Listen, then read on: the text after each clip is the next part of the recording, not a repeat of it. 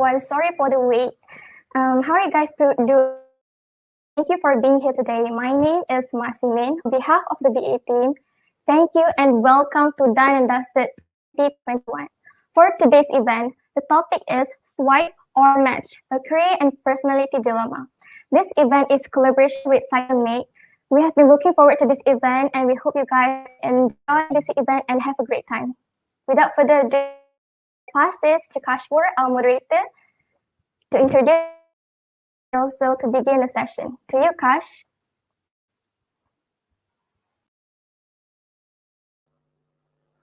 Hello, ladies and gentlemen. As we are about to begin, I would like to seek your cooperation in completing this event. Kindly answer the poll. There is a QR code on your top right of the screen. You may answer throughout the whole live stream. All right, I'll begin now. Good evening, ladies and gentlemen, fellow students, and respected lecturers. It is my pleasure to be the MC for this event. I am Kashwar Rifat, and on behalf of Academics, I would like to extend a very warm welcome to all of you. We appreciate you taking time off your busy schedule to join us today. To begin this event, I am pleased to introduce our special guest speaker for today, Ms. Hetal Doshi.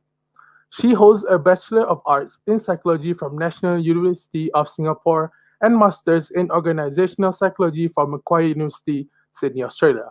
Ms. Hetal has specialized in human resources consulting and training for many years, specializing in consulting, training, coaching, psychometric testing, developing assessment centers, talent development, outplacement, and crisis consulting. She is a co-founder of Next Up Asia, a media brand which curates video content and interviews with top regional business leaders, influencers, and thinkers who share their insights, perspectives, and trends on companies, creativity, and citizens. Ms. Hetal is also a CEO of OPsych, a registered organizational psychologist and a certified coach. I'll hand over the microphone and the virtual stage to Ms. Hetal Doshi to begin her talk. To you, Ms. Hetal. Hi everyone, my name is Hetal. Lovely to be with all of you. I'm just going to do a quick check. Do we know how many people are here right now? How many people do we have right now with us?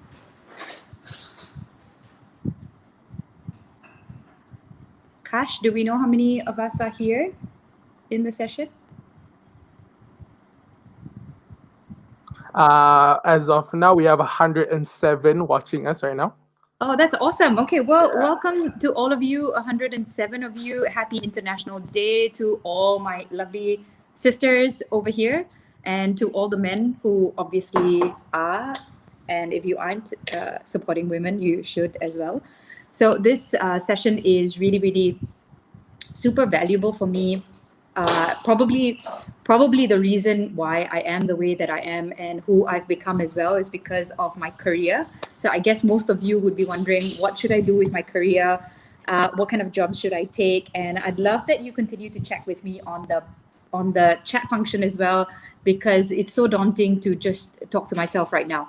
So let me just share with you a couple of things right now about myself and my history or my career. And I would love to just share with you how, to begin with, that our careers will not be a linear path. It's always going to be a mishmash of everything in between. So can I have the screen to be shared? Do we have the screen on right now? Okay, perfect. Very good. So I love the topic. It's swipe or match. It's so Tinder. And those of you who have a chance, I would love for you to watch Auntie Seema on Netflix. It's about a matchmaker in India. As you would know, in India, majority of the marriages back then, now it's different. They used to have arranged marriages. So they would look at two people and see whether or not they would be a good match for each other. So when I was asked to run this program, it really reminded me of that particular story or that particular thing called Indian matchmaking on Netflix. So I work as an organizational psychologist, which I think is the coolest job in the world.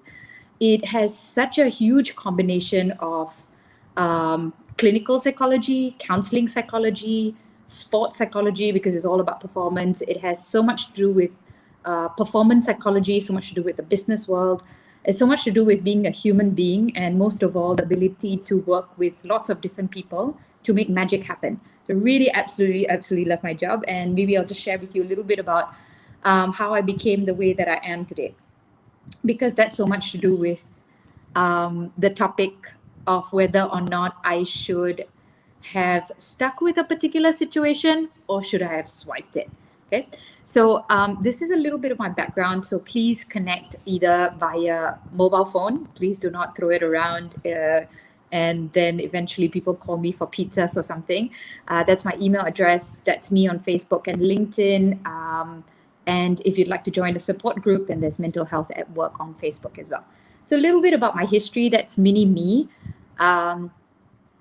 And I would really love that all of you just get a chance right now to think about yourself. So if I could just get you to just maybe close your eyes for a minute and try to imagine the baby version of you when you were growing up. You know that famous picture of yours that you remember or that your parents use all the time? I'd like you to just gently close your eyes and invite that image to you and connect with that particular small little mini me version of yourself. So please take a minute, just breathe, relax, and invite that image to you and just listen to who that child really is and who that child really wants to be in life.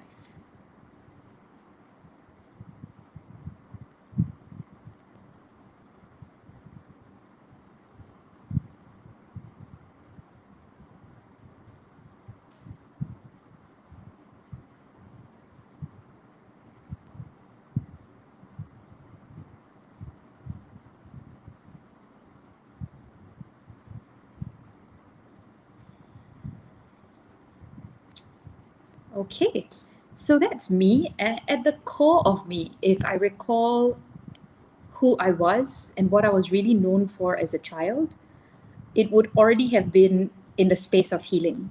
What do I mean by that? You know how our parents, as we grow up, our parents, I'm not sure whether some of you, your parents are together or not, but my parents are still together. But obviously, every family would have their own fights and stuff like that, right? So I remember even as a very, very young child, I was very, very sensitive towards people's feelings being hurt. So in my family, very patriarchal family back then, now everybody's very, very cool. But every time my dad would say something to my mom that offended me or, I felt hurt her, I would get really, really upset and I would feel the need to do something about it.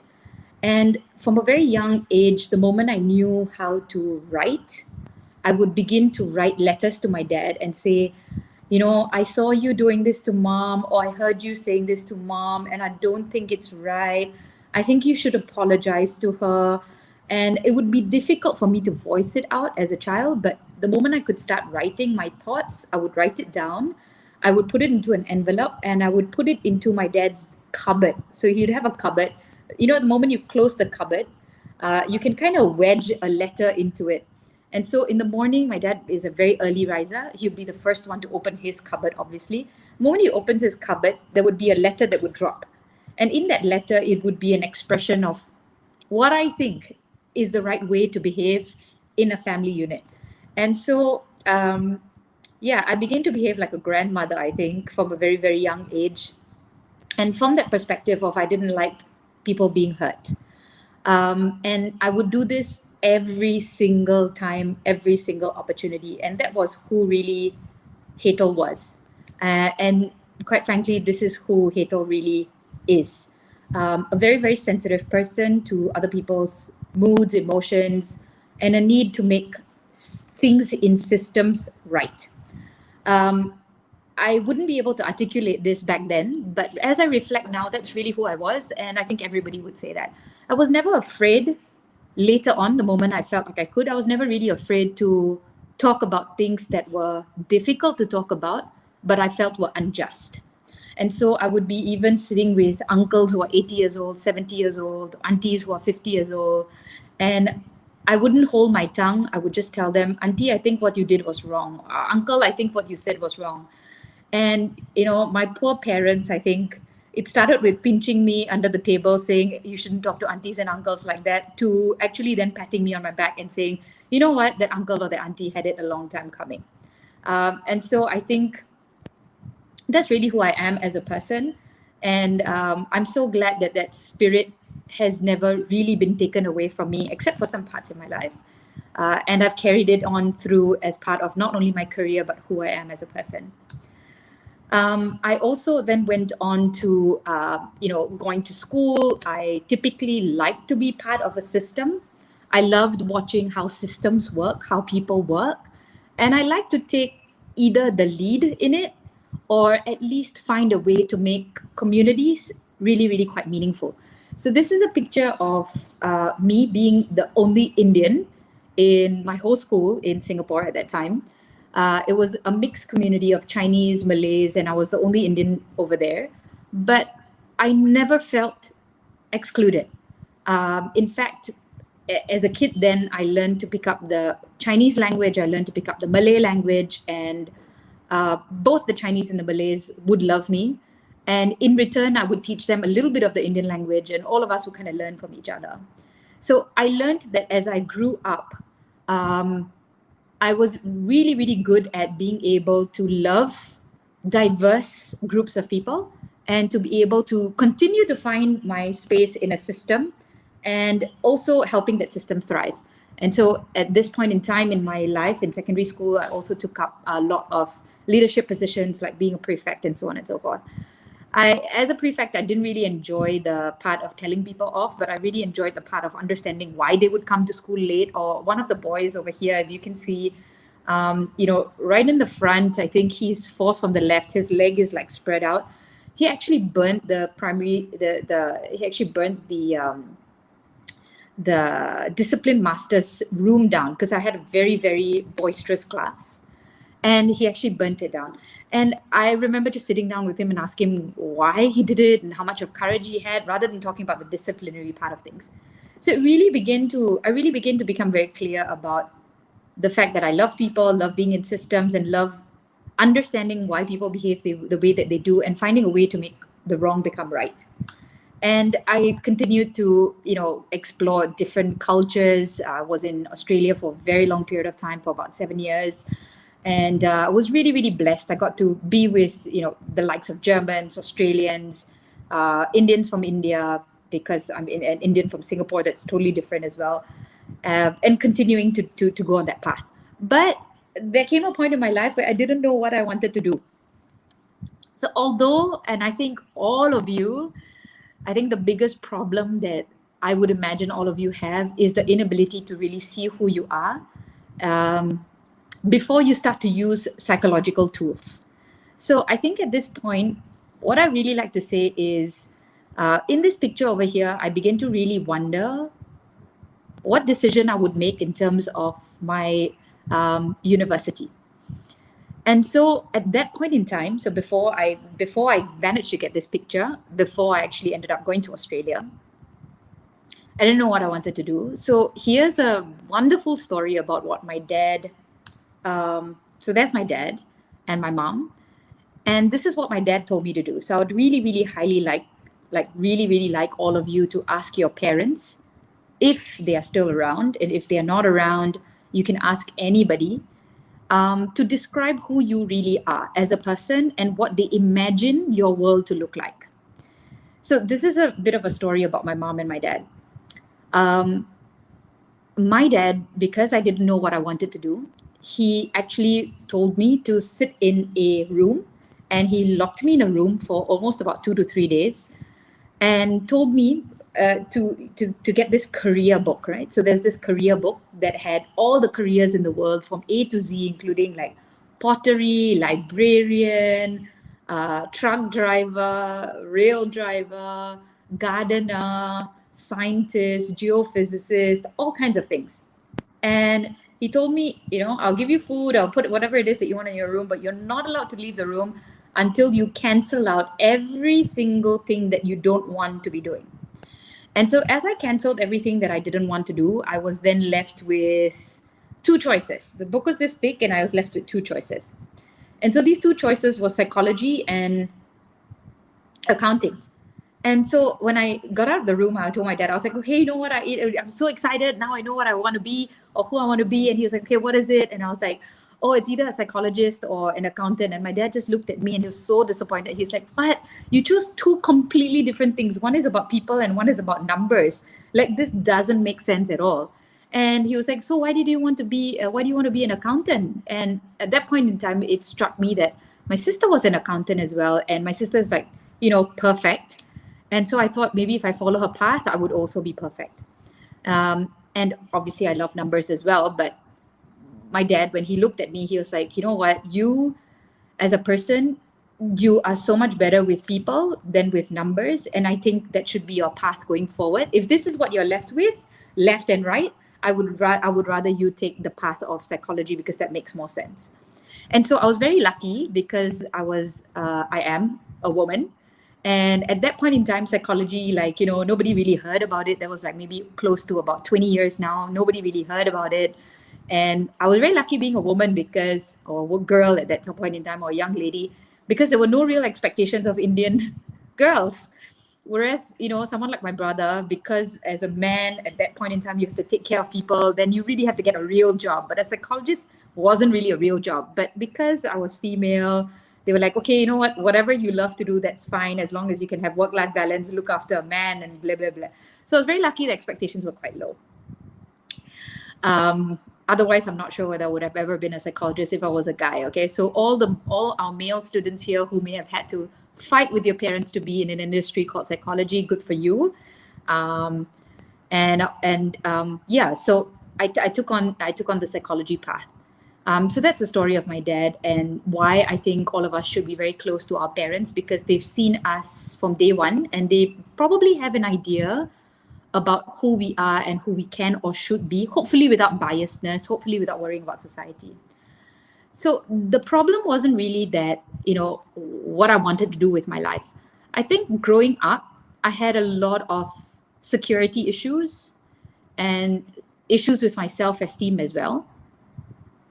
And I can't really explain it, but I think everybody has issues with self-esteem and confidence. I don't think it's a unique, this only happens to Hetal. I think all of us go through that. And so I think that's where so that was the birthplace of what I wanted to do, my dad. But what really gave me the push to continue to be a person who I believed in for myself was really my mom. I was very lucky that I ended up in National University of Singapore, but there was a time that I was a really, really poor student and I was kind of failing in my exams. And, being Singaporean, failing in your exams is not a smart thing. I remember my mom actually looking at me in my eyes one day, after I had done pretty badly for consecutive, number of exams or whatever. I remember my mom looking at me in my eyes and her pupils dilating. And she said, you know what? You are going to be a superstar.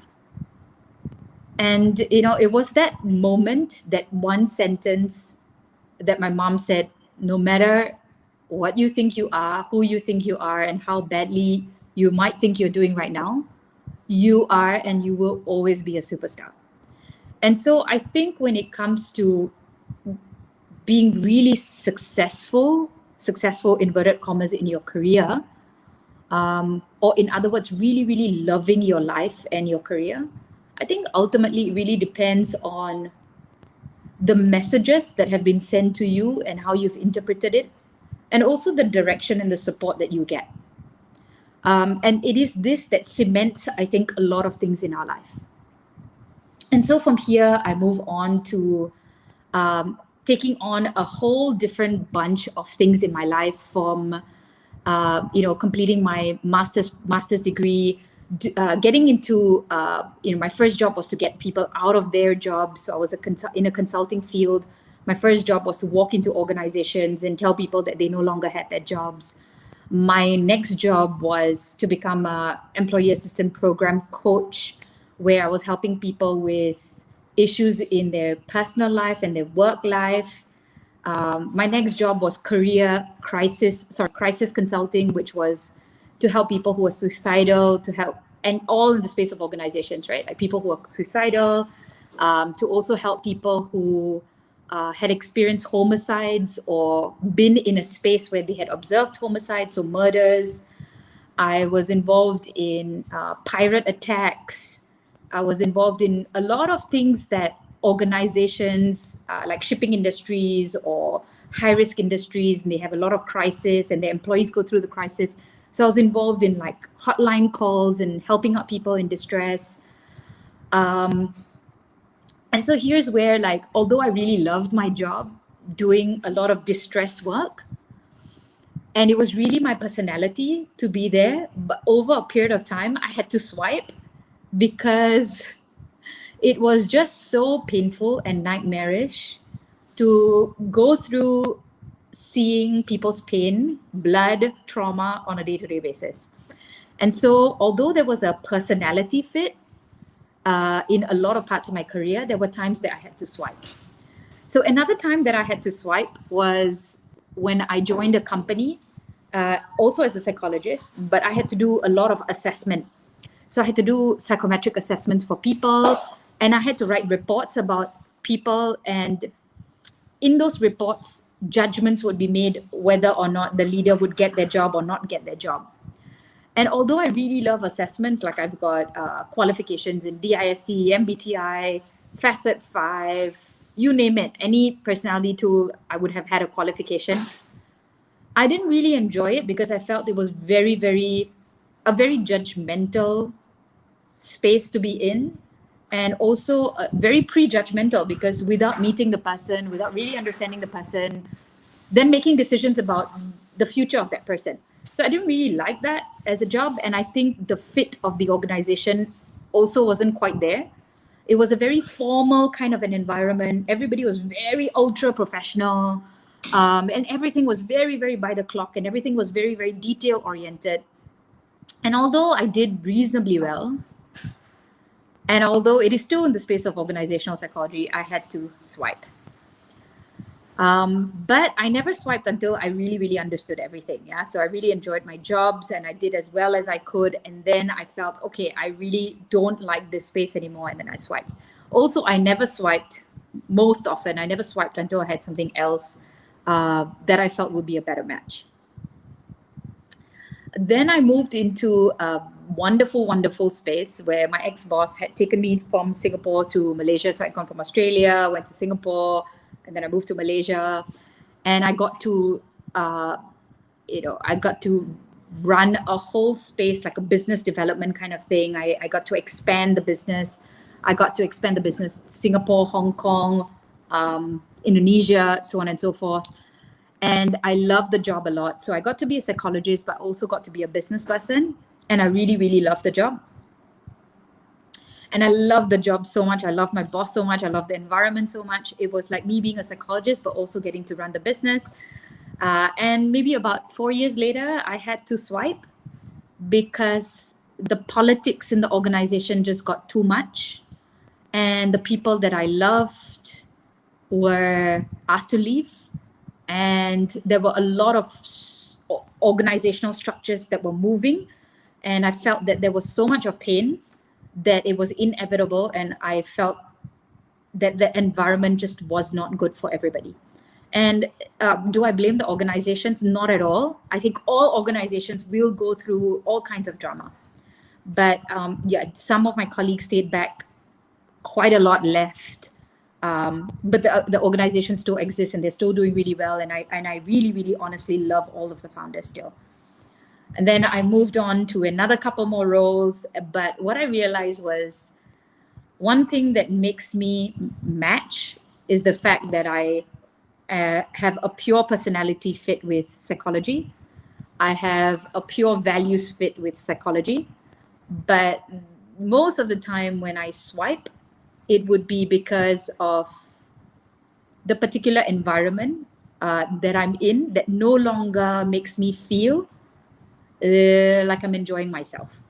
That's one reason why I tend to swipe. And the second reason why I tend to swipe is when I have to do very detailed, structured, formal kind of roles. I really enjoy the freedom. I love creativity. And so in terms of environment, I don't like organizations that are, that have too much of hierarchy and structure. In terms of personality, I don't like too much of detail, orientation, and structure. And so having done enough of that, what I ended up doing was about 6 years ago, I set up OPsych. And the beauty about OSIC and setting up OSIC is, as a boss of the company, you no longer get to swipe anything. You no longer get to swipe anything. It's your baby, and you have to love how to learn everything. And you have to learn how to love everybody in the company, and everything needs to be a match. And so it is no longer whether I like things or I don't like things. Inside of me, I feel like I need to match with everybody. I need to match with everything. Otherwise, if I swipe, I will probably have to be the one sending in my own resignation or asking myself to quit, which will be a little bit painful because OSIC is really my company and I love everybody over here. Yeah, and because of love, I think because of all the love that I have for this industry and because of all the love that I have for the upcoming generation who I feel are so important, because there's not many organizational psychologists, we have been very, very active in coming out all over media. And I just wanted to also share with all of you that, just in case you think that psychology doesn't have hope, or psychology may not be something that is in demand, that is complete utter rubbish. Okay, media will only capture what they think is valuable and trending. And the fact that media is constantly looking out for psychology, organizations are looking out for psychology, the world is crying out that mental health is really, really important, purely shows the fact that psychology is such an important part of existence and our career. And yeah, so we've talked so much about psychology all over, and I meet so many young students because of that. And the number one question that they will always ask me is, how do I progress in my career? How do I get the right job, and how do I progress in my career? And so what I really like to talk to you all about today is really, really understanding your career. Yeah, so we work with lots of different organizations. We've also had the privilege of working with the likes of the presidents of some of the biggest companies in Malaysia, and taking part in some of the largest projects in Malaysia, like with Petronas, Digi, Malaysian Airlines. And really prior to this, I'm not sure whether there was really in Malaysia any or many organizational psychologists doing what we are doing. So what I really would like to talk about right now is, what is a career really? What is a career really? And I really love to get as much engagement as possible as well on the chat function. Yeah. So what is a career really? Like, now that you've heard what I've said, what do you think is really a career? Oh, the YouTube chat function. Could you send me the link? Isni, could you send me the link for YouTube? Perfect. Thank you, Isni. I didn't know that was going on as well at the same time. Okay, just give me a moment, yeah, so that I can hopefully chat with you guys as well.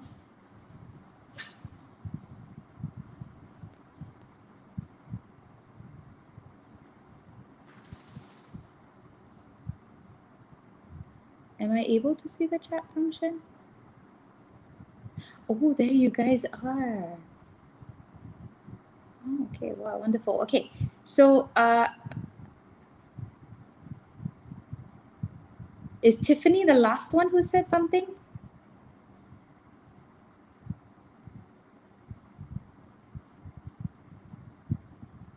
Okay, all right. So perfect. Okay, so what is a career really? I'd just like to get as much engagement as possible. I really like you to think about it. This is the most famous picture that Hetal will always show and is known for, and it's called the butterfly effect. What is really our career?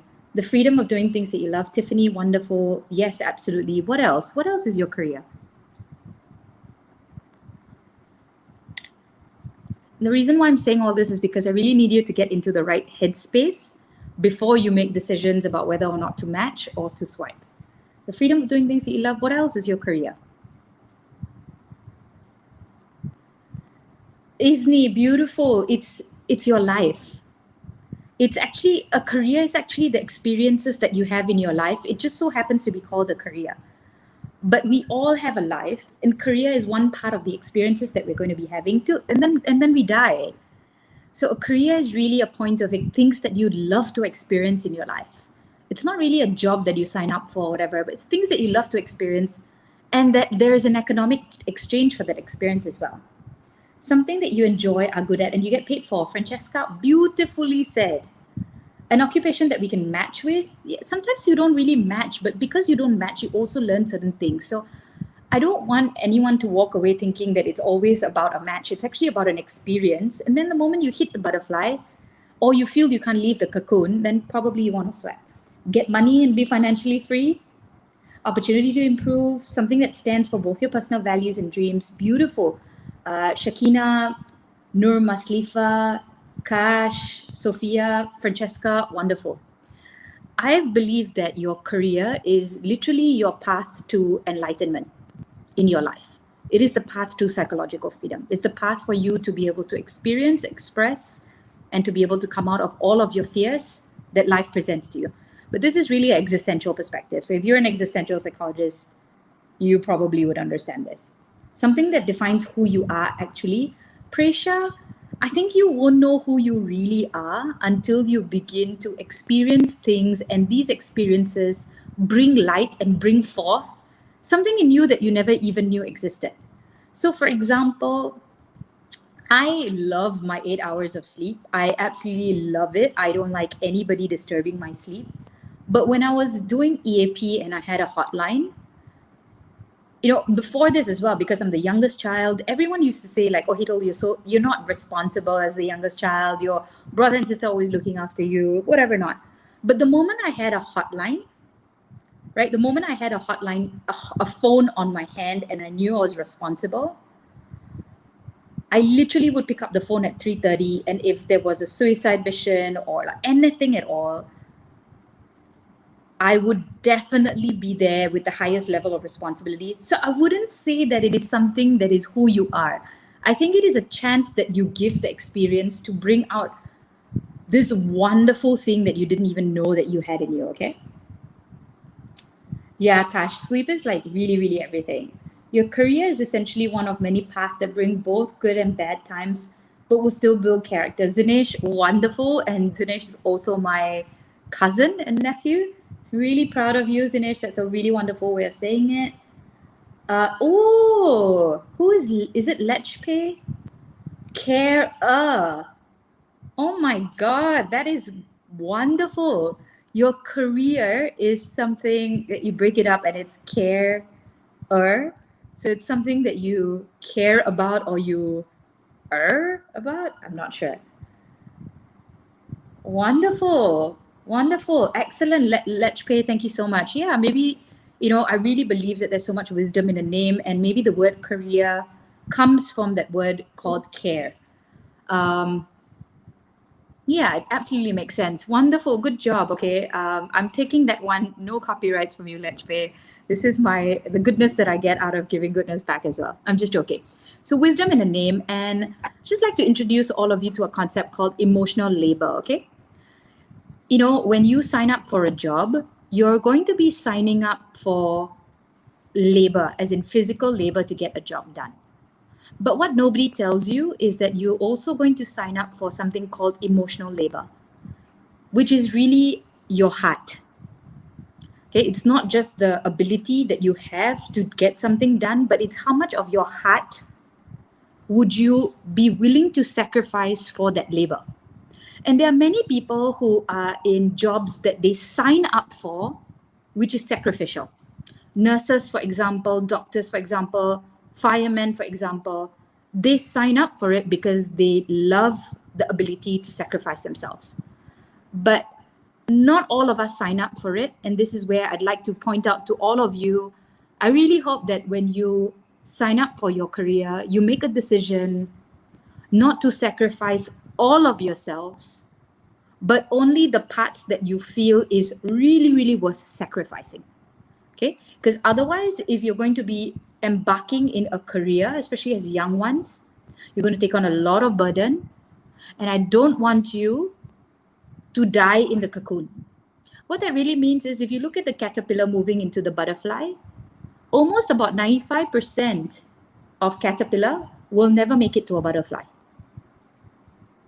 95%. Only 5% of caterpillars actually become butterflies. You have that freedom and that color to be who you are and to be able to make the best out of it. Only 5% of us actually get it. Because it's either we die in the cocoon, that we die in the system, we die because it's not the right match, whatever not, or the environment is not really protecting us. For example, a cocoon would die because of the rain, the storm, or even one of us spraying pesticide on it. Okay, so the only way to really make it from caterpillar to butterfly is to learn how to look after yourself, number one. And please never do anything for anybody except for yourself, okay? Especially your career. Please make it about you. It is your career, not your mother's career, not your father's career, not anybody's career. It's your career. So on one hand, make sure that you look after yourself on the inside, but make sure you have a good group of people to look after you on the outside. It's not only about swipe or match, but it's the whole entire experience around your career. So, okay. So what really leads to a match? And now I'm going to get into a little bit of research, but I'll try to make this fun, okay? I hope this really makes sense so far. And if you don't agree with anything, please feel free to voice it out. I am absolutely excited always to be challenged. And I think it's a very important part as psychologists to be able to learn how to speak up as well and obviously say it in a nice way as well, whether you agree or disagree with certain things, okay? So what really leads to a match? Okay. If you have watched Auntie Seema on Netflix, which is about Indians who get matchmade by this auntie called Auntie Seema, you would realize that Auntie Seema uses a lot of different things. Auntie Seema uses the person's career, the person's likes, dislikes, history, financial status, all kinds of things. But in that series, unfortunately, she does a million things. But in the end, none of the couples actually really got a match. And even if they did, we don't know whether they'll live happily ever after. So I like to bring forth Boxall and Purcell 2003 definition of performance, okay?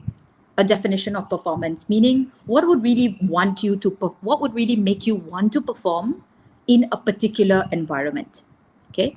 And Boxall and Purcell, they've done loads and loads of research to really find out what performance is, because it's so hard to quantify what will make a person perform or not. So after decades of centuries of research, they came up with the fact that performance is a function of A, abilities. So your abilities. Number 2, your motivation.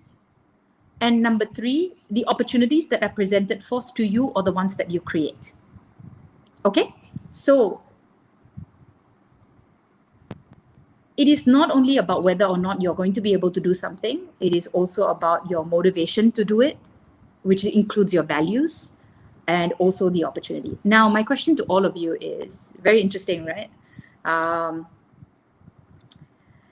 lot of the people who are hiring you, they would say that, all right, we will only hire people who have maybe 3 to 5 years of experience, but all of you obviously don't have enough experience. You've just come out, right? So when will you actually ever get a job if everybody's always looking for abilities, which includes skills, experience, knowledge, whatever not? So my question to all of you is, what do you think is like it's like a chicken and egg kind of thing, okay? But what do you think is the origin of performance? Do you think it's abilities, motivation, or opportunity? What do you think is the origin, the birthplace of where, you can actually begin to cook this wonderful food called performance? What do you think is the most important thing? Abilities, motivation, or opportunity?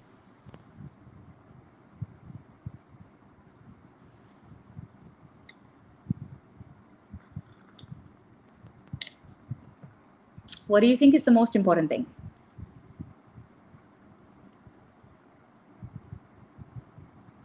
Abilities, motivation, opportunity.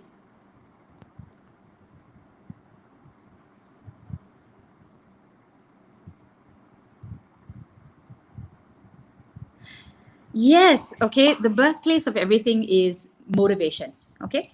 So motivation, okay, comes from the word movement. Motivation, it's your motive.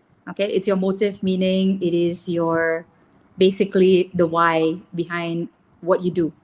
Uh, and it also comes from the word motier, which is movement. And also motier comes from the word movement of energy, okay, which is emotion. So long story short, motivation has so much to do with energy and so much to do with movement of energy in order to be able to get what it is that you want. Okay, so if I'm not motivated, I'm not going to care about my performance. Yeah, if I'm not motivated, if you don't motivate me, I'm not going to care about your performance. If I don't want, exactly. Okay, so motive is actually, so if you understand the world, right, it's quantum physics. The whole world is made up of energy. You can't see it, but it exists. And as psychologists, I really, really hope that you believe in the things that you can't see and begin to question these invisible forces. These invisible forces have been proven by quantum physicists, have been proven also by the likes of Einstein in the sense of energy. Okay, so everything that happens in the world is made up of energy. Everything that exists in the world is energy. Energy cannot be created. It cannot be destroyed. It can only be what? Cannot be created, cannot be destroyed. It can only be, if you can guess this, you are awesome. Energy cannot be created, it cannot be destroyed, it can only be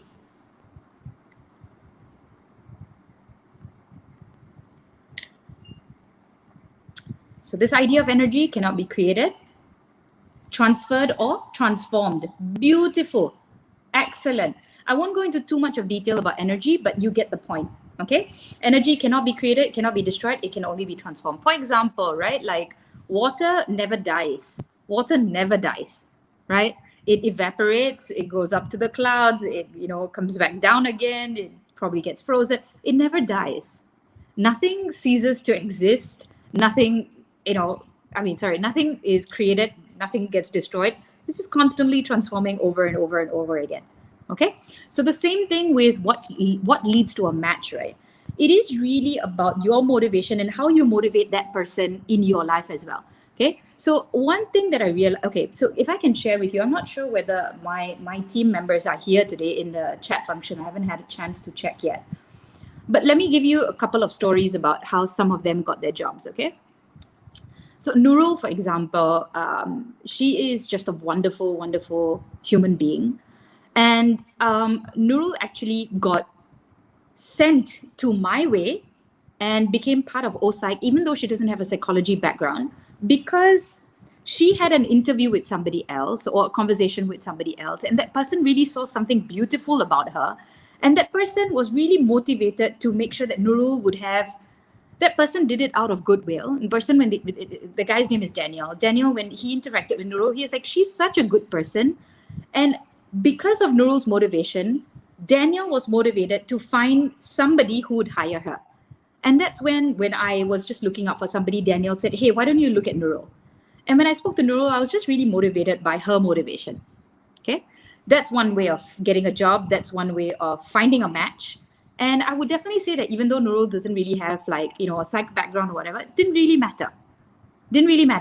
Because she was motivated and she finds opportunities, eventually her abilities come about as well. Another team member that I have is Vinushki. Vinushki, for example, had a friend who contacted me and said, she's looking out for a job, whatever not. When I met Vinushki, I just fell in love with her straight away.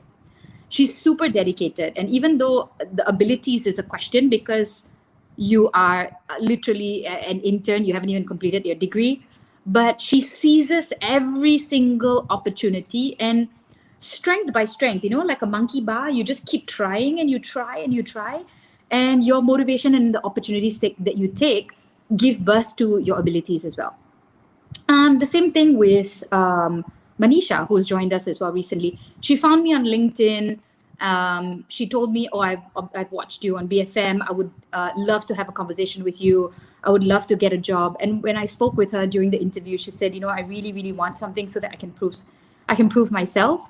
And it just, her energy moved me. Okay. And you'll be surprised how much your enthusiasm can really, really move the elder folks who might be a little bit more cynical or tired or whatever. Okay, so please note that even if you feel you don't have the ability, your motivation and the opportunities that you take can give you everything, can give you every single thing that you desire. Okay. All right.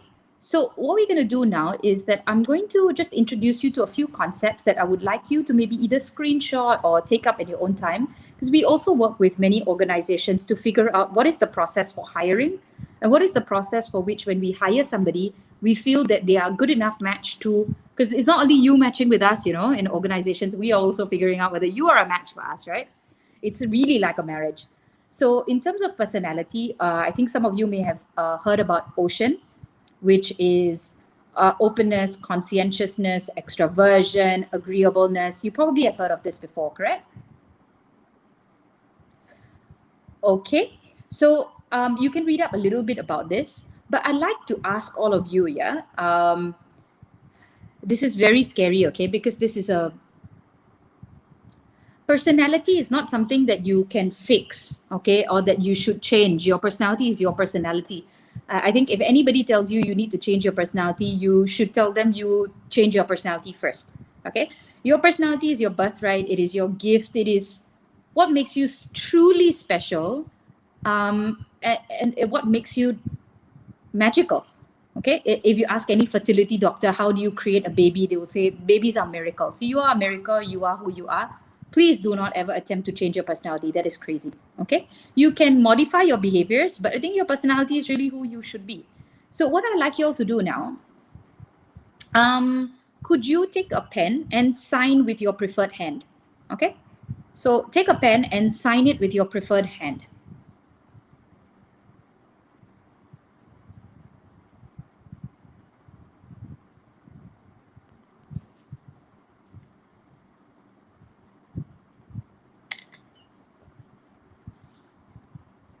Okay, now, you know, just observe what that signature looks like and then swap hands. And with your weaker hand, I would like you to sign your signature again.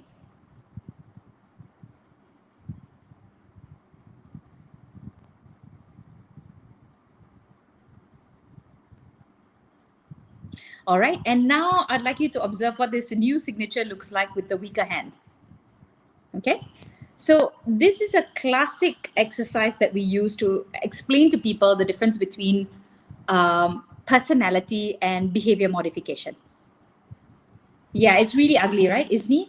Okay, so the original hand by which you sign, that is your personality. That's who you really are. Okay, and it's beautiful, it's easy, it's effortless. You get to be who you are freely. Okay, but if you do it on the other hand, okay, that is you trying to change your personality. It looks very ugly, not only to you, but to other people. And it looks very fake. Okay, it looks ugly, it looks fake.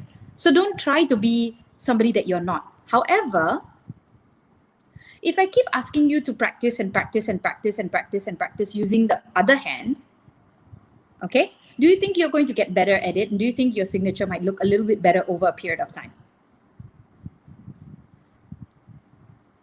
Francesca Faker. But over a period of time, if I keep getting you to exercise your other hand, you probably will start doing better and probably start looking better. But if I ask you which hand do you prefer using, you probably go back and say, oh, I prefer my original hand. However, because you have attempted and you have tried, you are also able to do things that you are not comfortable with, you don't really like, but you begin to be good at something. It doesn't mean that you like it, you love it, or it's you, but you become able to. So you now have new abilities, new superpowers, but you don't really love it, but you are able to do it. Okay? And I think everybody should strive to be able to do things that is outside of you, and that's really about your comfort zone. Okay? But if you overdo it, I'm telling you, this is where depression, anxiety, and whatever starts. Okay? If you begin to use only the opposite hand, that's where a disconnection happens. You're not going to be happy with your life. Okay? But it is beautiful to be able to use both and come back to the origin itself. So the first part of it is the original part. Original hand is your personality. The other one is behavior modification.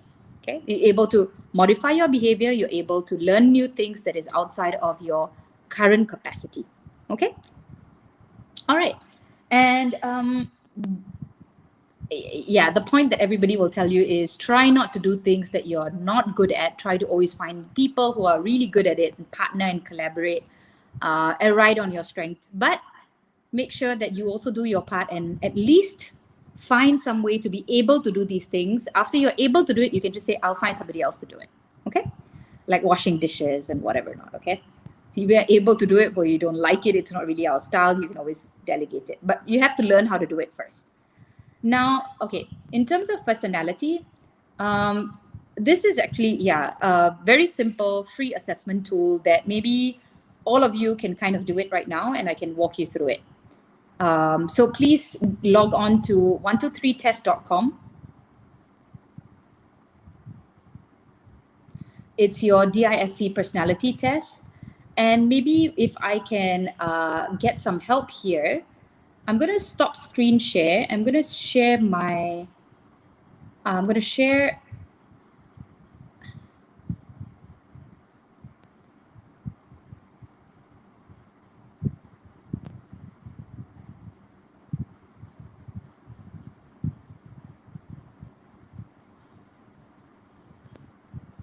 Okay, I'm going to share my entire screen and walk you through it. Are you all able to see the full screen? Yeah, okay, good. So log on to 123test.com.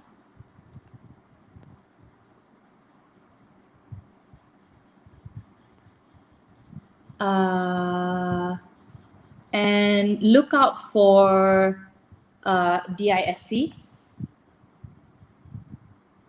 Okay, so look out for DISC. Sorry, yeah. Okay, so it should be this, and click on it.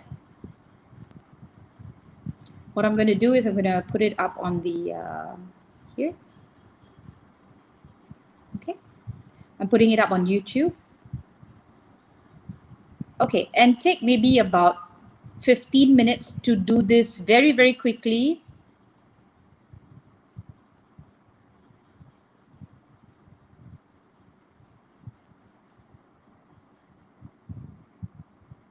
Okay, so each box you have to only choose one that is very much like you and one that is least like you.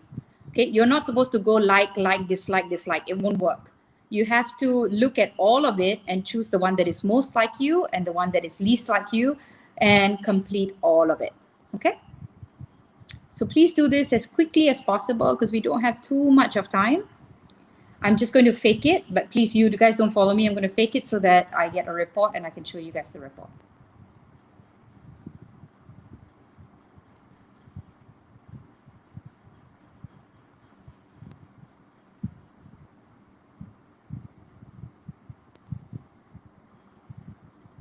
If you all have any questions, please ping me on the YouTube comment section, I guess.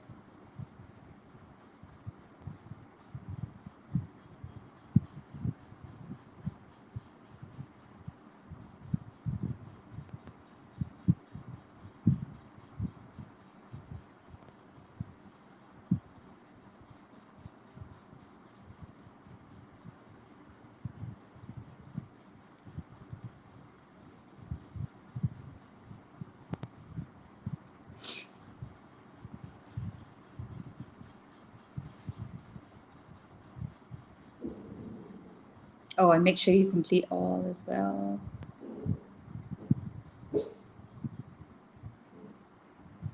You don't have to fill in the demographics. I'll explain to you in a bit.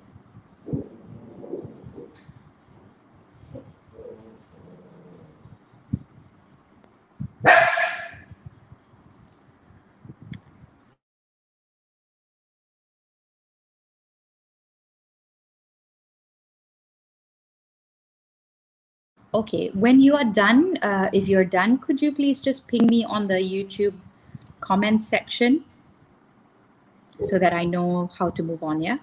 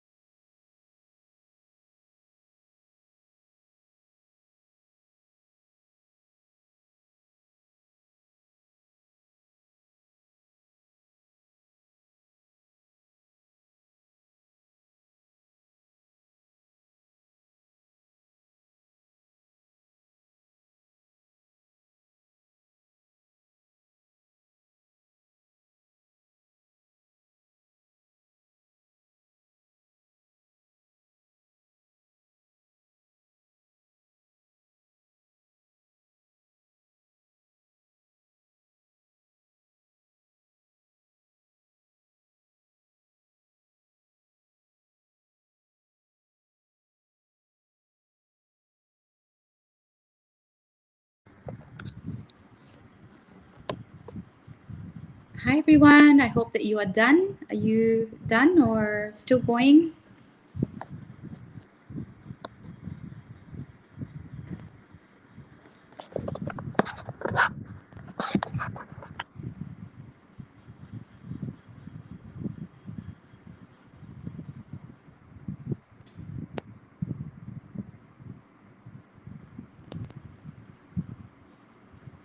Almost done. Okay, that's really good, Francesca. Thank you so much. I'm really proud of all of you. Thank you so much for just like staying in touch on the chat function so I know what's going on as well. Because you know, psychologists can't really read people's mind, right?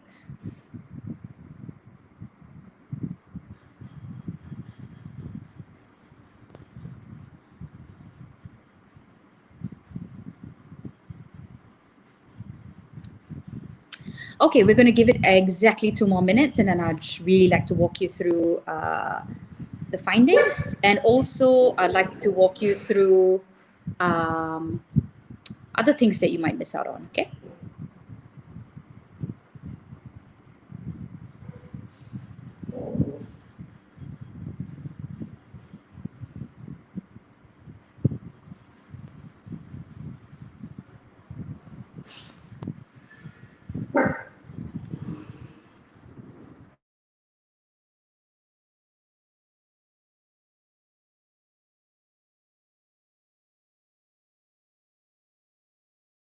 All right. Okay, very good. I'm seeing that most of you are completed. I'm just going to give everybody just 1 more minute, and so hopefully, you know, we don't get too much of a struggle.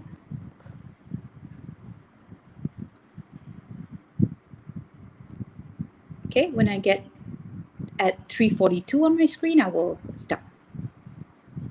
All right, the rest of you, you can just press next, okay? If you're done, you don't really have to complete the demographics, yeah, unless you really want to. Also, this is not my website, so don't worry about it. And this website doesn't belong to your school, so nobody's going to get the report except for you, okay? So as you can see, this is the pie chart, okay? The pie chart is something that I would like you to make sure that you take a screenshot of it and then keep it for your future reference. Every 6 months, you can do something like this, yeah?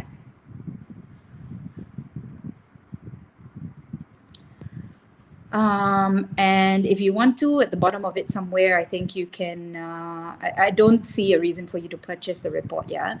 But I think there is a place for you at the end for you to share this test. You can email it to yourself, okay? And read it later as well. All right, okay, so shall I go through this with you right now? Have you guys ever done a personality assessment before? Have you ever done a personality assessment before?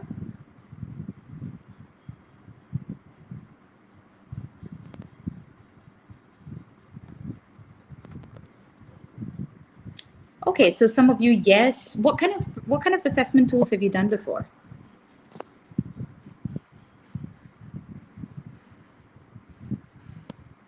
Okay, what kinds?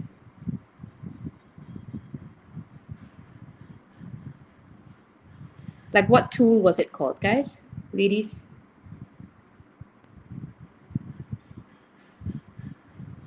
Okay, so you've gone, okay, all right. So you've done quite a few. Okay, well done, everyone. So you've done quite a few. This is so you've got 16 PF, MBTI, Ocean, yep, 15 plus, 16 PF, MBTI. Okay, all right, okay.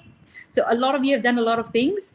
And most of them would kind of fall under the spectrum of Ocean, okay? Most of them would fall under the spectrum of Ocean. Just for the sake of this one, yeah? So you've already completed the test, the assessment. So typically these are the categories, okay? Very similar to Ocean, but let me just quickly explain. Dominance, of course, we had to change the word to driver because the people who have dominance didn't like the word dominance. So they're like, please use the word driver.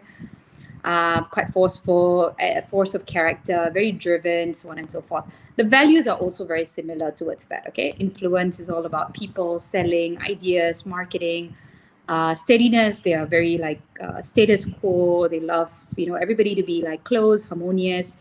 And then there's compliance or conscientiousness, which is policy writing, engaging know-how, whatever not. You can take screenshots of this, no problem, okay? Now, Google has actually done a bit of research to find out which types of employees are most well suited for Google, and also maybe the ones that also research has shown that there is one type of personality that tends to perform the best. I'm not sure how comfortable I feel about that research, but I tend to agree with it from an experiential basis. But I don't really have that personality, so that scares me a little. So which one do you think it is? Which one do you think is the most important for ultimately for performance? Yeah, the ability to perform, the ability to stay longer in that particular career, the ability to see things through. Which one do you think it is? D, I, S, or C? I'm going to go back to the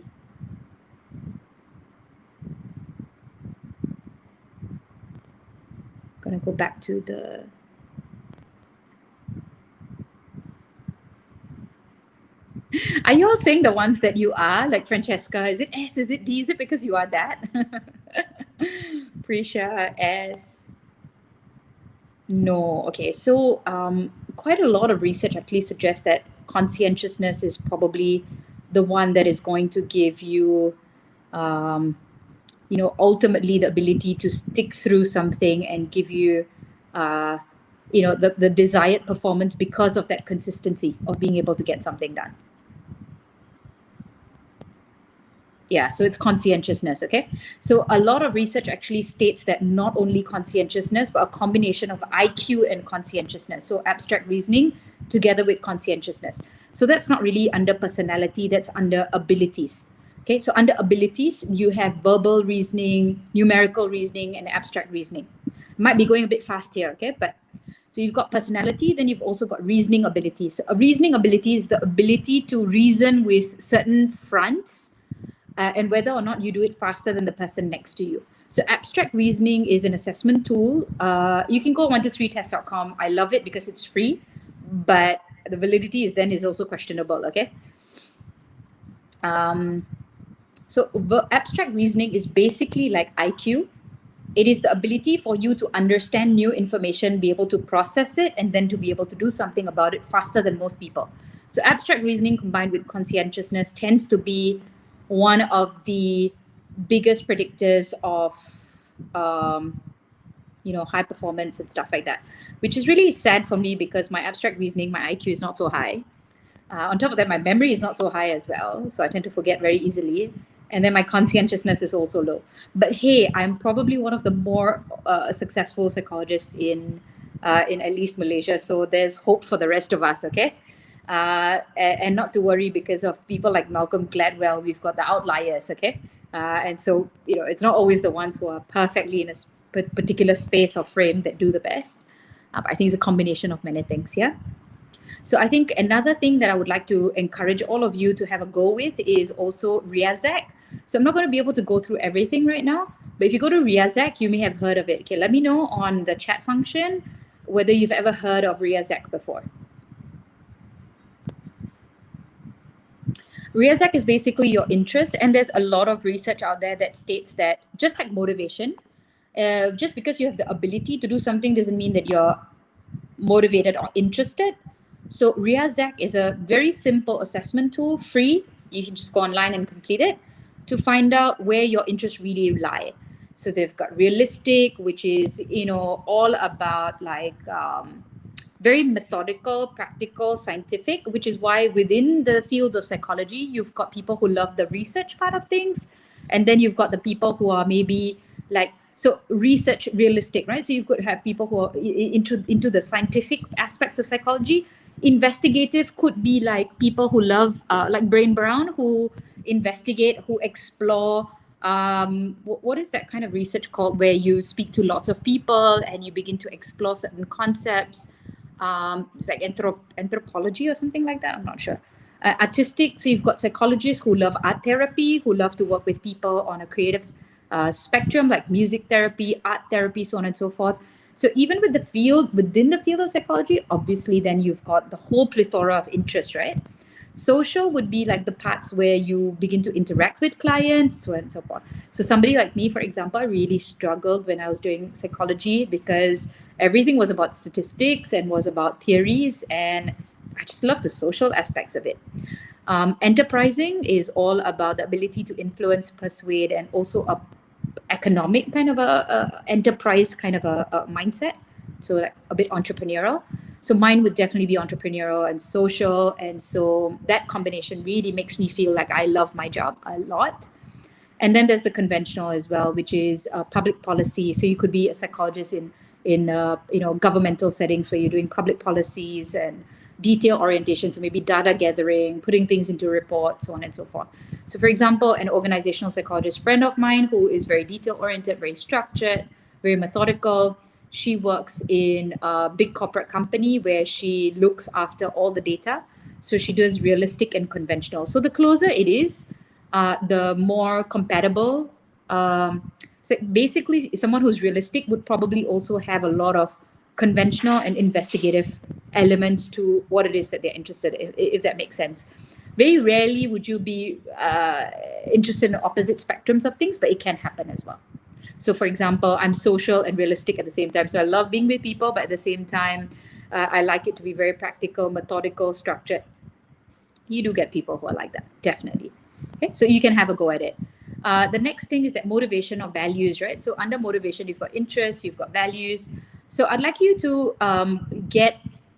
so I won't go into too much of detail for this one. I'll just send you right here. You could go on, these are all free assessment tools, okay?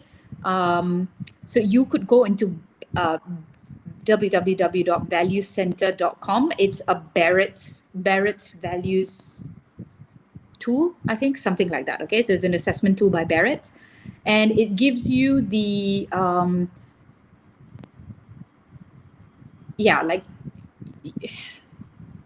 are your values within yourself, and at what level is it, and all the way out to transcendental, meaning I value things to do with myself, I value things to do with relationships, I value things to do with the outside world, and to what extent is it.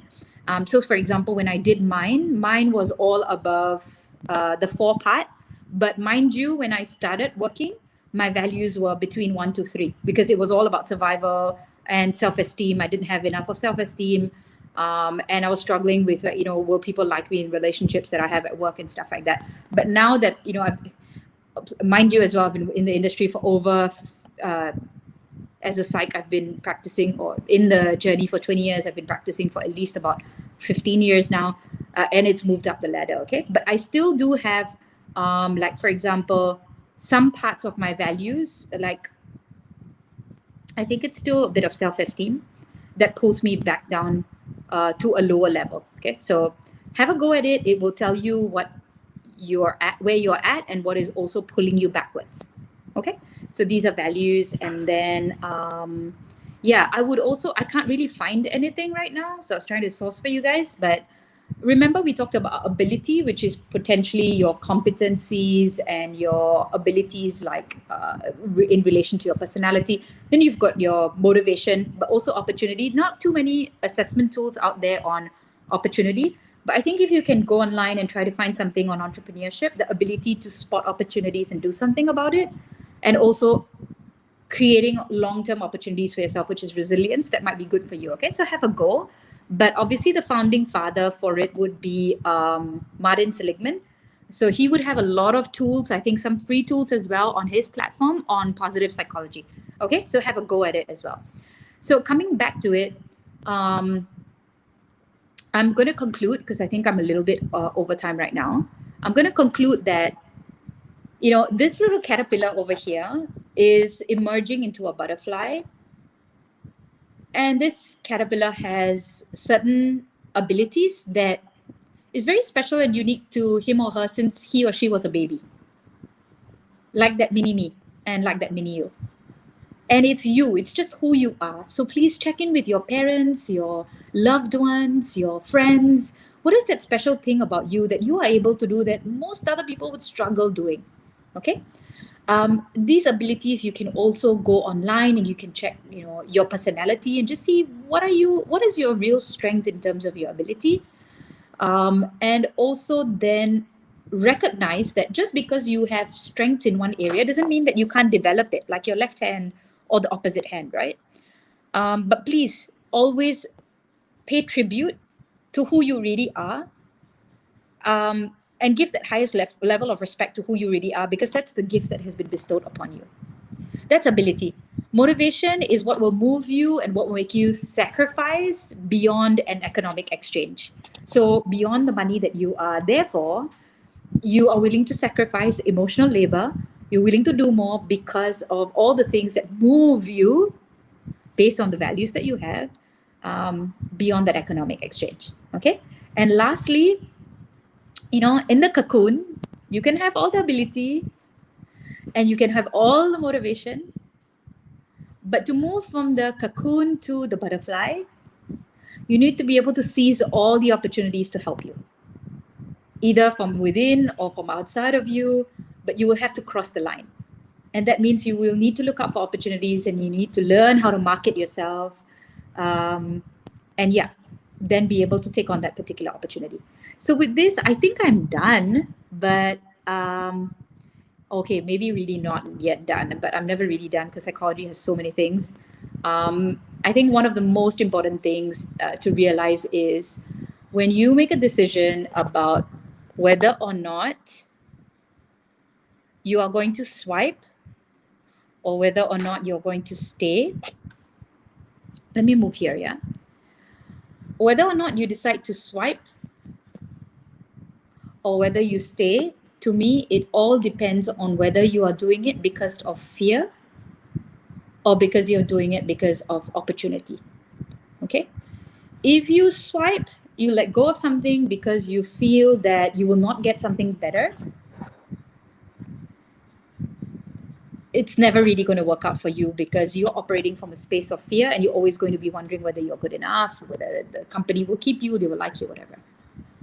But if you operate from a space of opportunity and you make decisions based on that, you will always be in a good space. Okay? It doesn't matter whether you swipe, whether you match, or whether you decide to be single the rest of your life. Okay? What matters is whether you are doing it from a place of self-esteem, a place of self-awareness, and a place of wanting to self-actualize, rather than a place of non-awareness, rather than a place of fear. Okay?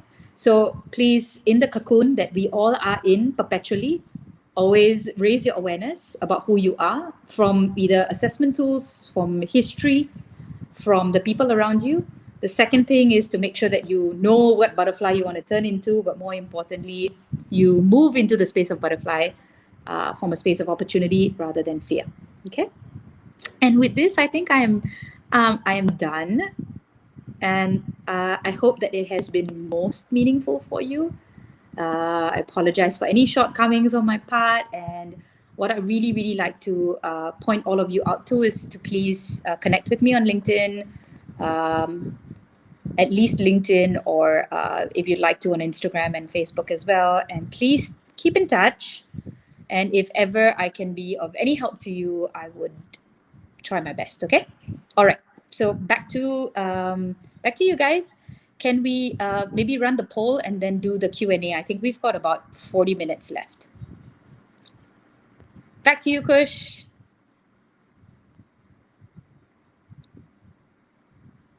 Thank you so much, Francesca, Jo Ping, and Sophia. Okay, so over here,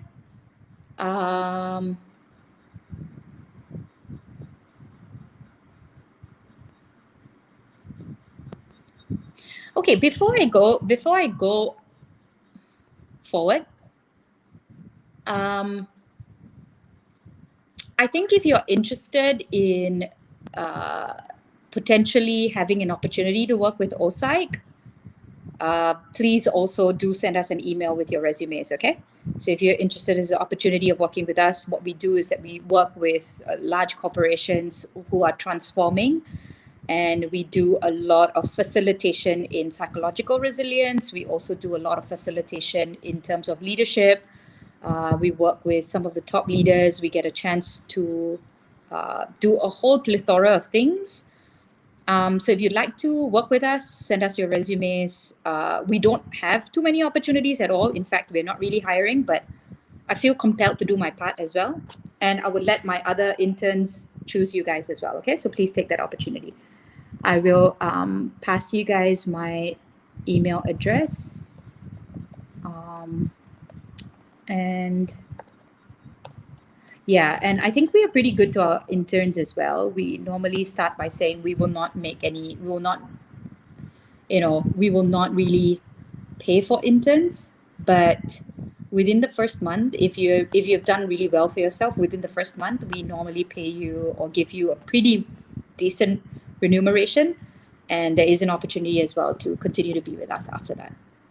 And if not, then what I try to do normally is I try to put you in touch with my other interns in the past, or I try to put you in touch with other companies as well. Okay, so do reach out if I can be of any help, and I'll get my interns to also help you out.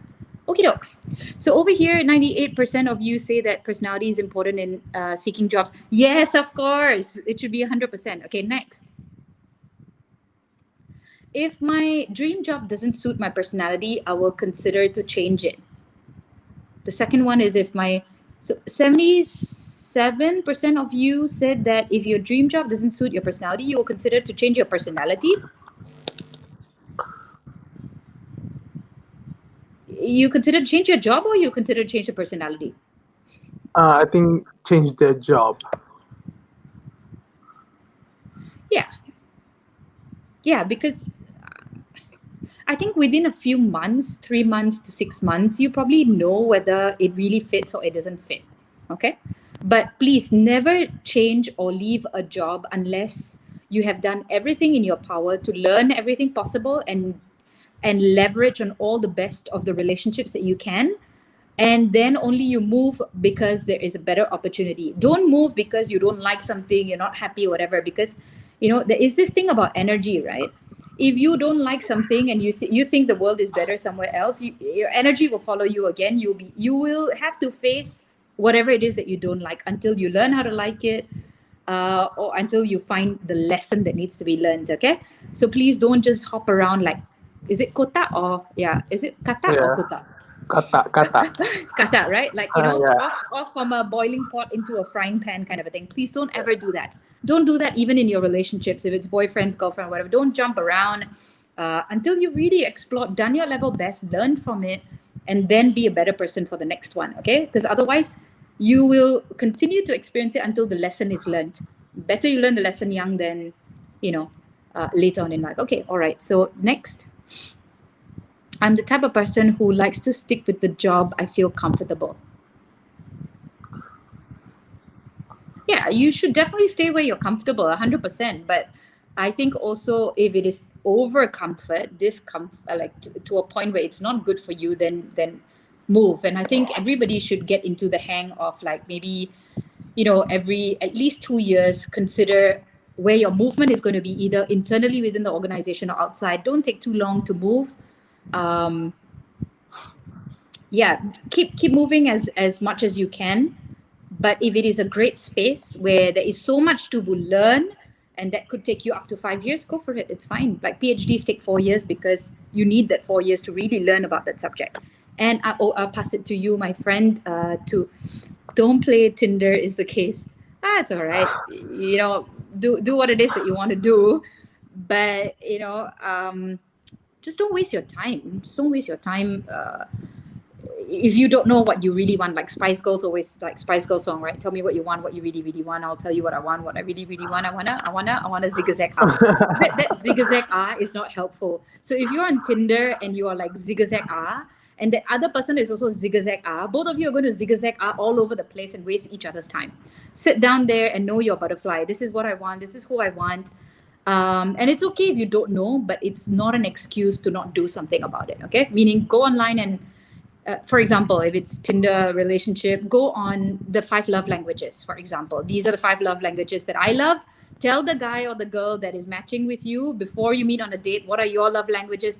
Are you willing to give me what it takes, or whatever not, okay?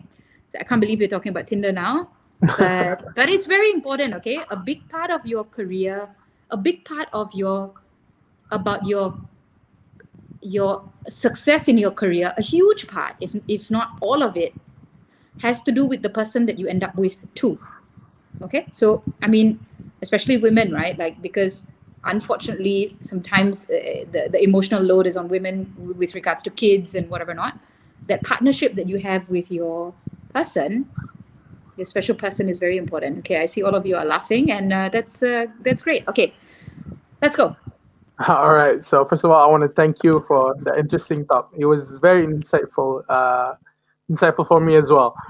So now, if you guys have any questions, you may ask on the YouTube chat on the right, and we'll have some questions up on the screen right now. So for the first question,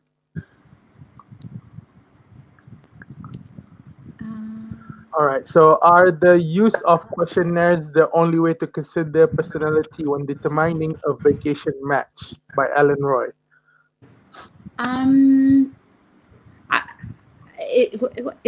the use of questionnaires the only way to consider personality?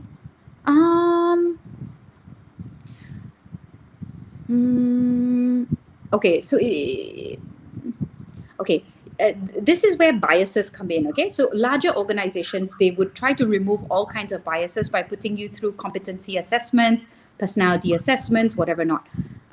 And majority of the organizations that we work with, we are very, very strict about making sure that the interview process is unbiased, and therefore utilizing all kinds of validated tools to be able to really understand who this person is and yada yada. So let me give you an example of what happens if you don't use assessment tools. So there was this study that was done, and CEOs were asked to hire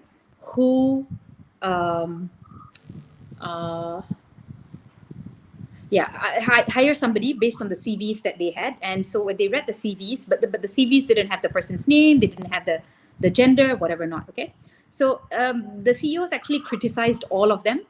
A lot of them, and then picked out one of them. But after that, we gave the CEOs the names of these people or whatever not, and the CEOs realized that some of them were their children over there. And so they were like, oh my God, we didn't pick our own children. And so that was really quite helpful, because if it was their children, they would have been biased, right? They would have probably chosen their kids thinking that they are the best. So I think it's very important to make sure that whatever you do to make sure that whether there's a match or not match is an unbiased, structured way of assessing it. However, I can guarantee you majority of interviews are not about assessment tools, they are about likability. Okay, so there's a lot of biasness when people, if you don't use assessment tools and you are hired without an assessment tool, it is probably because you are liked. And you are liked because you are like the interviewer. So people hire who they like. Does that make sense? Yeah, so it's like if you are likable, there's a higher chance for you to get an interview or a job. Absolutely. So there's a likability bias. Now, likability bias is a couple of things, right? Number one, unfortunately, the top thing is looks. Okay, so how you look really, really matters. So, when people tell you dress up properly and stuff like that, it's true. Dress up properly.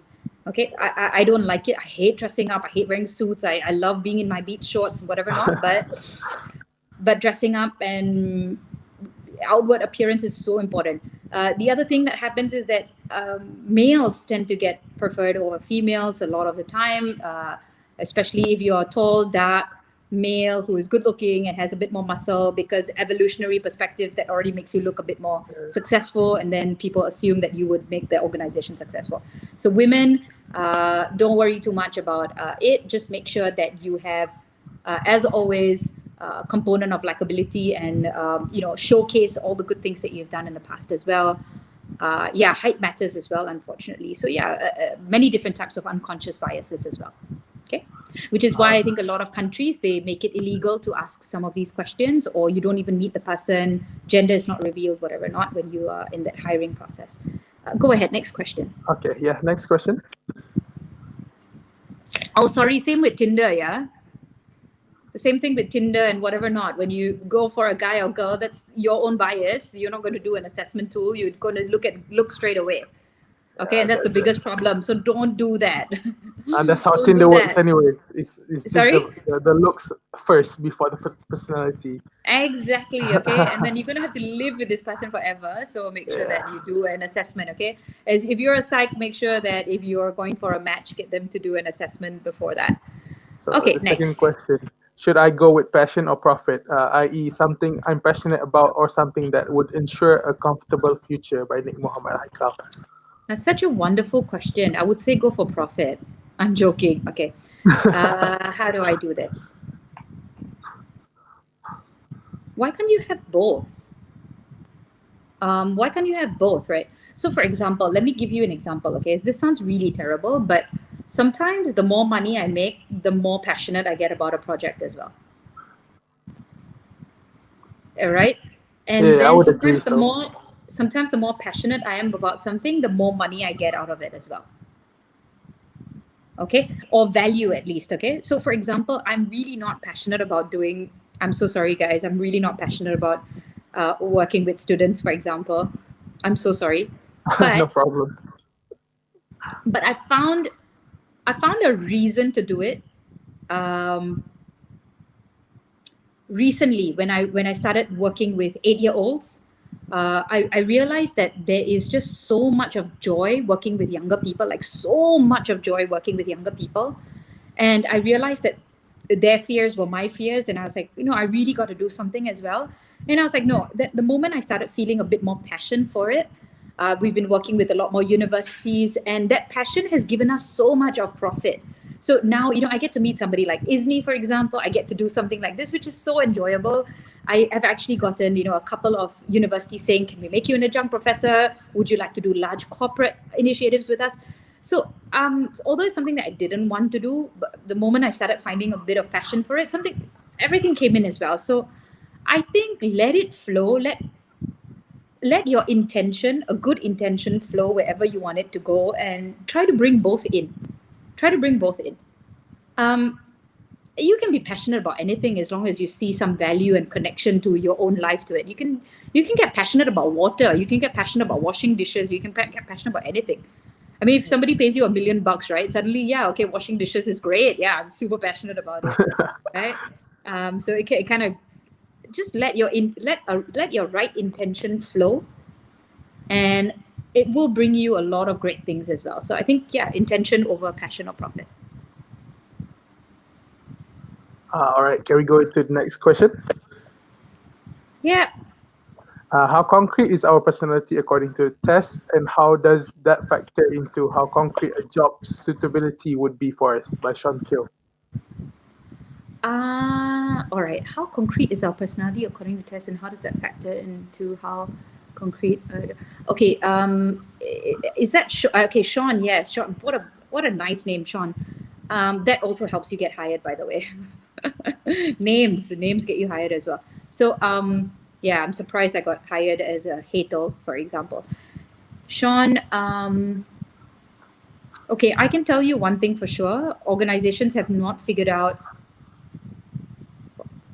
psychologists have not figured out what is the best personality tool, for example, okay, or a vocational fit tool. Okay, so if you go to different organizations, they're all measuring it differently. Even within the organization, because they are not psychologists and they're all not trained to be able to understand it, they don't know how to use it. Okay, so how concrete is our personality according to tests? Cannot lah. I mean, you cannot say that Hatel is DISC. Impossible.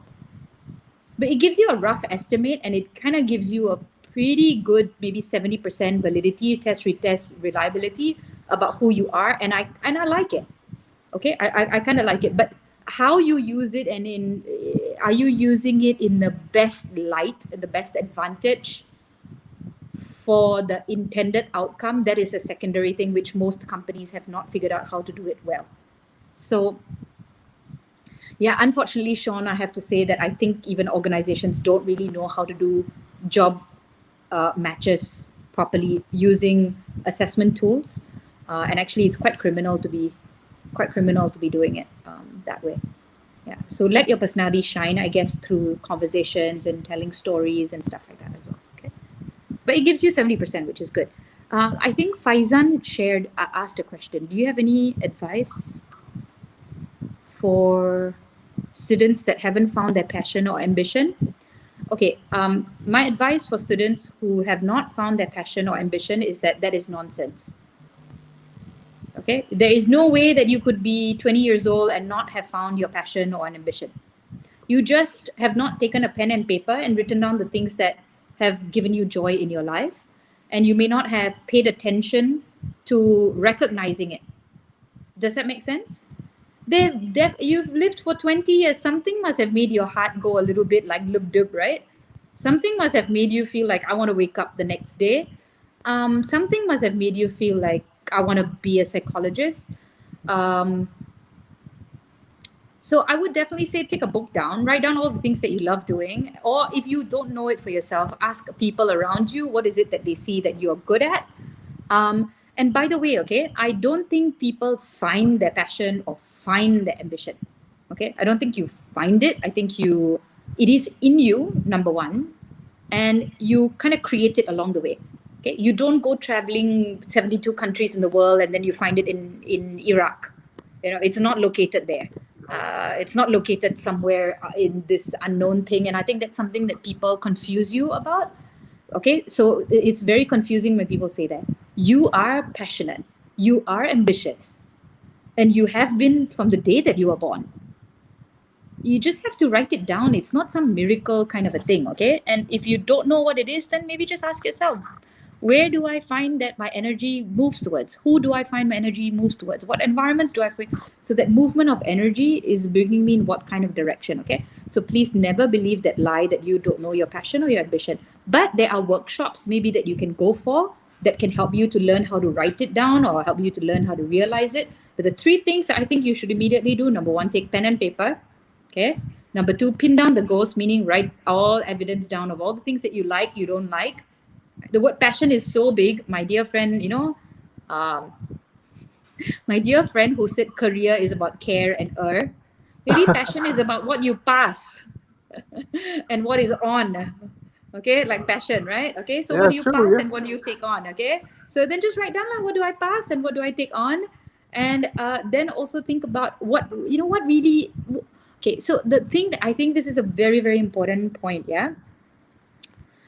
Don't worry about your career. Really focus on what pain you would love to solve or what problems you would love to solve.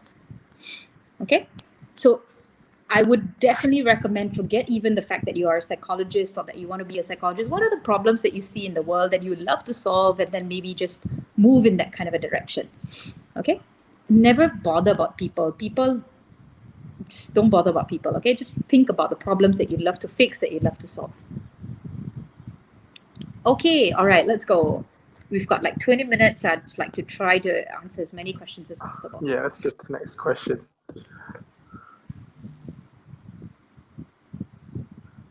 All right, what do you suggest people do between finishing their degree and starting their master's? Something that can help people be more sure of their master's decision. Work. Work. Get as much work experience as possible, whether it's being a resident assistant, whether it is being the president of a student council, whether it is running a restaurant, because entrepreneur skills are so important, whether it is running a social media platform about mental health, whether it is joining a company like OPsych, whether it is interning for clinical psychologists. Whatever it is, beg, borrow, steal, find your way, put your foot in the door, and say, I'll do it for free. I mean, the fact that you paid for an education, don't stop yourself because somebody's not paying you to get an experience. I would rather pay for an experience than to pay for an education, if that makes sense. So number 1, 100%, take any job. Take every job, hopefully purposefully, hopefully a bit more purposefully. Write articles. Imagine that you are an author. Imagine that you are a YouTuber. You can even you can even start your own YouTube channel and interview 100 psychologists. You can do anything these days with social media. Anything. So please don't sit down and say we can't do anything. Think about what you'd like to do and find 100 possible ways of being able to do it. 100, not like 1 or 2 or 3, just 100. And try to get a few friends to do it together so that you don't feel scared and alone doing it. I hope that makes sense, okay? If you're not happy with the answer, you feel like you need a bit more juice or beef to it, then just continue chatting with us, okay? So is there any questions that you want to pick out or from YouTube? Yeah, I think let's just go one by one. I can see, I thought my passion was to become a therapist.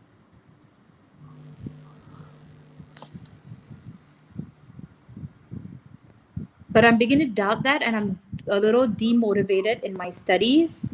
Is that a sign that that isn't my passion? Have you even tried being a therapist yet?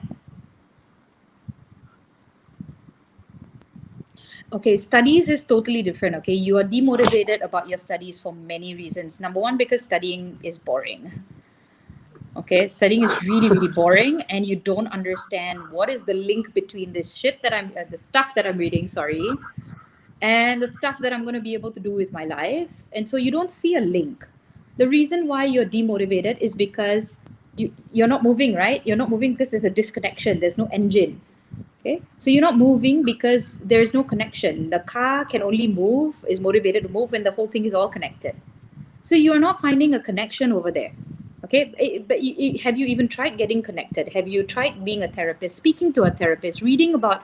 So there's a book called You Should Talk to Someone. It's written by a therapist, and she was a journalist before that. It's a wonderful book about her experience being a therapist. There's so many books about therapy. There's so many great therapists in Malaysia. Have you spoken to them? Have you tried doing practicing therapy on some of your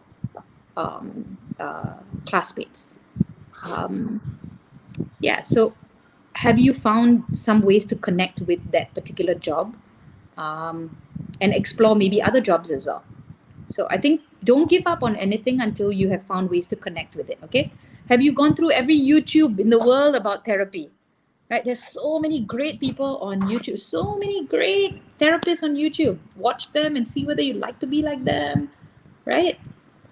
And talk to your friends. I think one of the biggest problems with all of you as students, all of the kids that I spoke to who are 8 to 10 years old, all of the leaders that I speak to every other day, and including myself, the biggest problem is that we don't pick up the phone.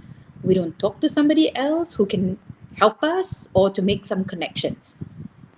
Okay, so please get connected. Pick up the phone and get connected. Okay, and then when you talk about it, you feel it, you experience it, you kind of understand it. There are so many free resources. There are so many free circles these days, you know, like Lean In, for example. My neighbor runs a Hope Meditation Center where she does circles. It's almost quite therapeutic, all for free. All for free. So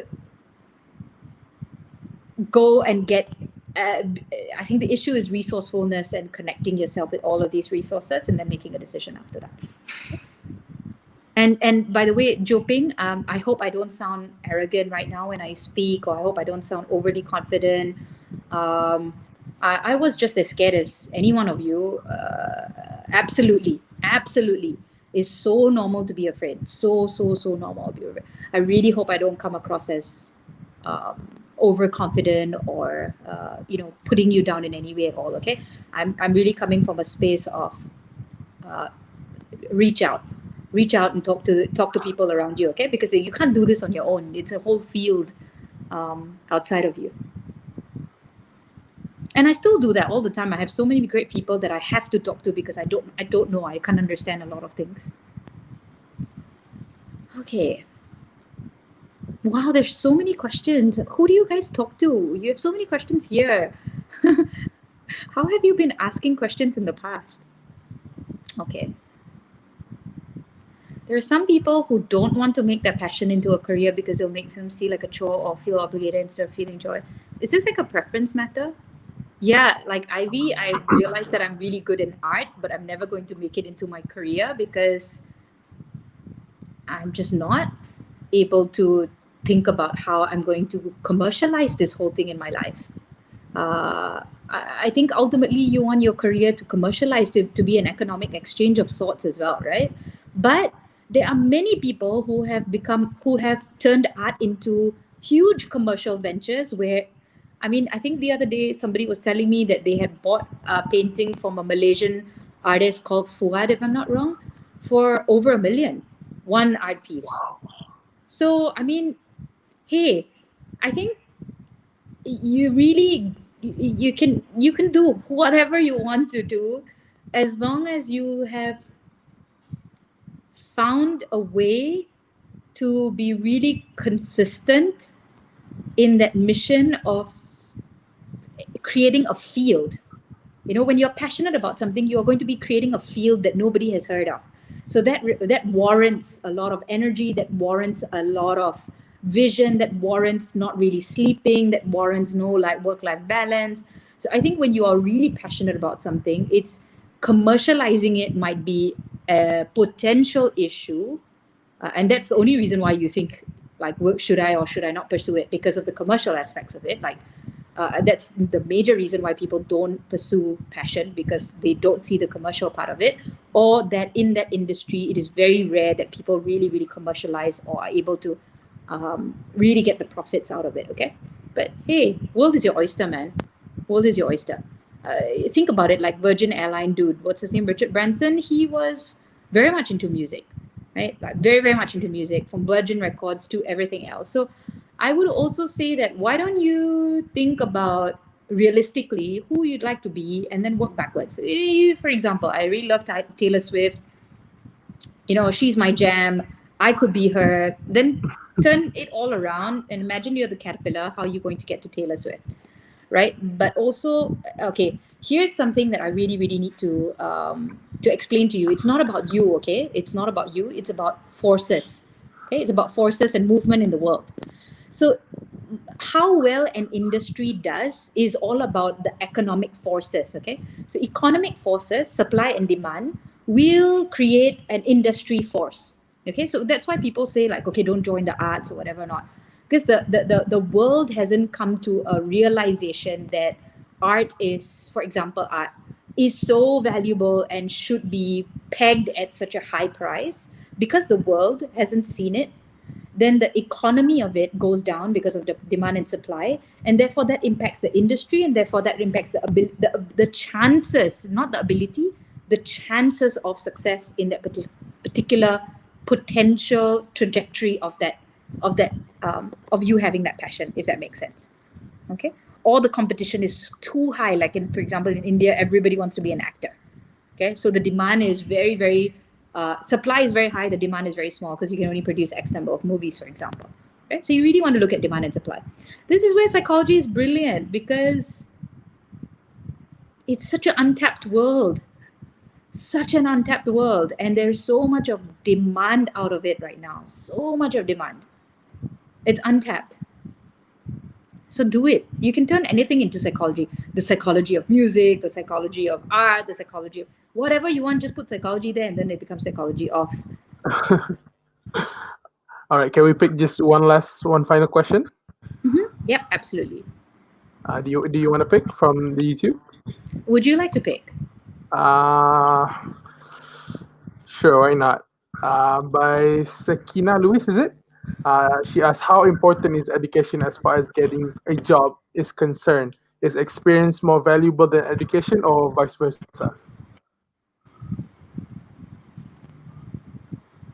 Oh, I think Shakina, like hands down, experience is so important. You can also see the Teslas of the world saying that we don't care about education. Education makes you stupid. And we actually prefer people who are not so educated.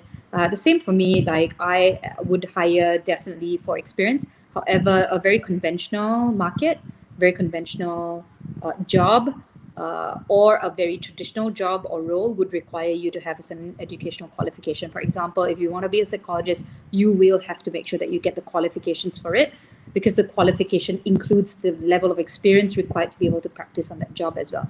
Okay, so think about who you want to be and work backwards.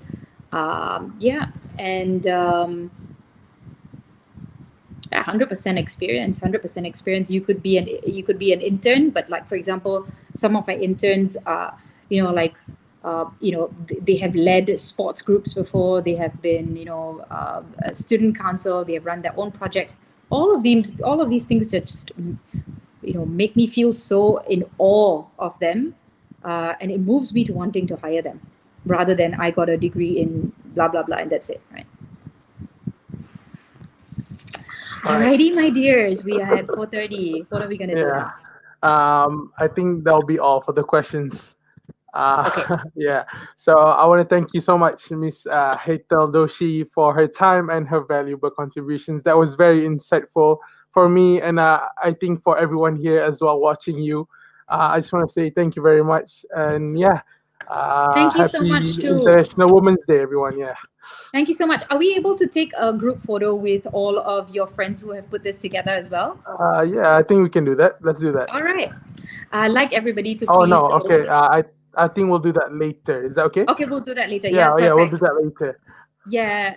Thank you so much, team Psychedemics, right? Yeah, and IMWBA. Yeah. And IMWBAA as well for Yeah. putting this together, for getting such a great bunch of people together. Thank you, all of you, for participating, and I wish you the best butterfly in the whole world. And please reach out at all. Okay? Yeah, thank you. We will. And that is all for me. And Miss Itoloshi will pass it back to you, Ma. Thank you so much.